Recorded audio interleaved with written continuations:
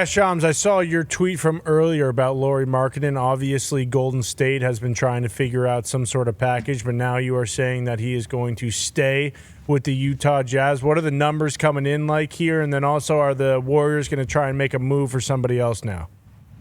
Yeah, the Jazz, Lauri Markkanen and his representatives, they are in deep discussions today to finalize this long-term massive extension. This is going to be the biggest contract in Jazz franchise history. It's going to be one of the top contracts for a European player in NBA history. I'm told it's going to be in the 5-year, $200 million plus range. An overall renegotiation and extension. The sides are expected to agree to this long-term deal. And this is the real kicker.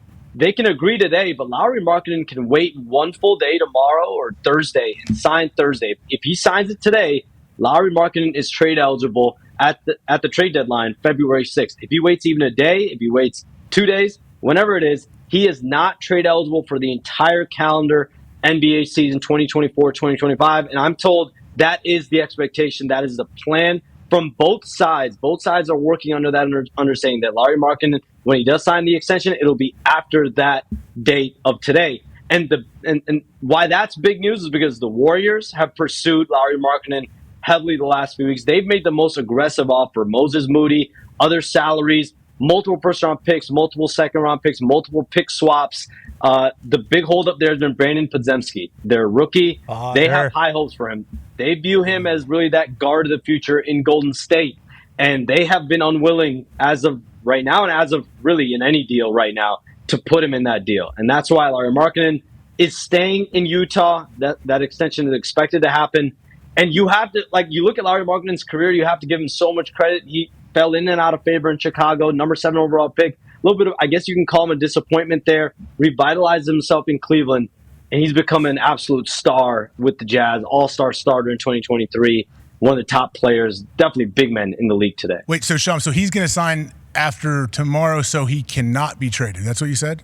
So he cannot be traded. He wants to stay in Utah. His family wants to stay in Utah through the year. And listen, at the end of the day, the Jazz, could they extend him now? And that will increase his value around the league. So all the teams, the Golden States, a team like the Oklahoma City Thunder that has a cupboard of draft picks. The San Antonio Spurs is another team. When I talk to people around the league, they viewed the Spurs as a real threat to get Lauri Markkanen potentially if he became a free agent. And the big reason why you have to lock him into this deal now if you're the Jazz is Lauri Markkanen is going to be the top free agent in the 2025 free agency class next summer. And the Spurs have cap space potentially. They have a ton of interest in Lauri Markkanen. The Kings were also a team that was involved, but the fact that the Jazz are getting him locked up now, they have him under their control. And if they want to, I guess, trade him next summer, they theoretically could. But he gets his money, he gets his bag, and it is important for him to stick next season in Utah. D-Buck, go ahead. Yeah, Shams, any other extensions that we can expect coming up soon?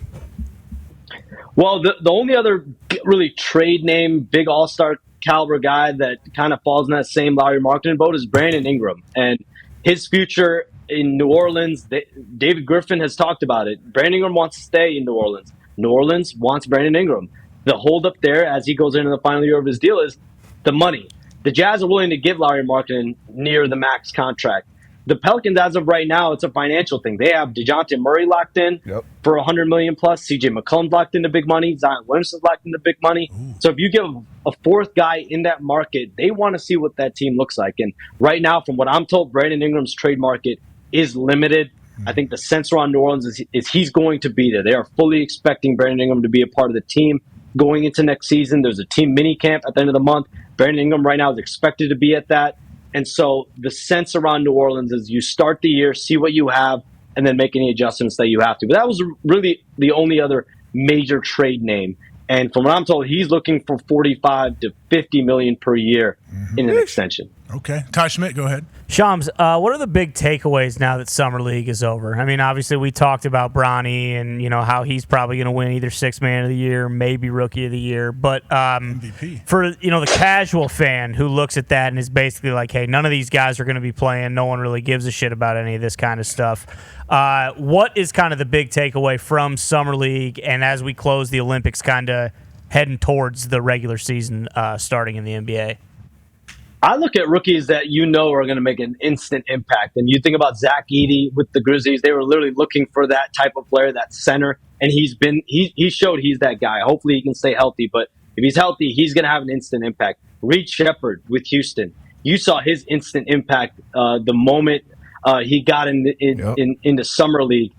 He has the ability to be a star in the NBA. So I really look at those two guys like Khalil Ware, who came on from Miami. He was drafted, obviously later in that first round. He wasn't a lottery pick, but he's someone that has a ton of potential for Miami as well. So really, to me, it's the instant impact guys, the guys like Zachary Sachet, who should have some level of impact. I don't know if it'll be superstar potential, but he's going to be a force in the league. But I mean, Alex Sarr, that's something else to keep an eye on. He stunk. Yeah, he shot really well, didn't he? Yeah, he was pretty bad, they said, huh? You saw physically the way he looks. He has some upside, obviously, but he did struggle. So how does he develop going into training camp and going into the season?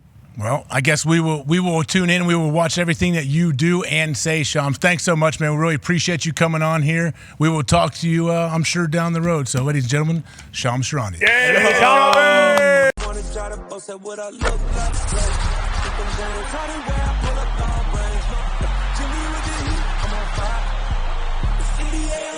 on fire.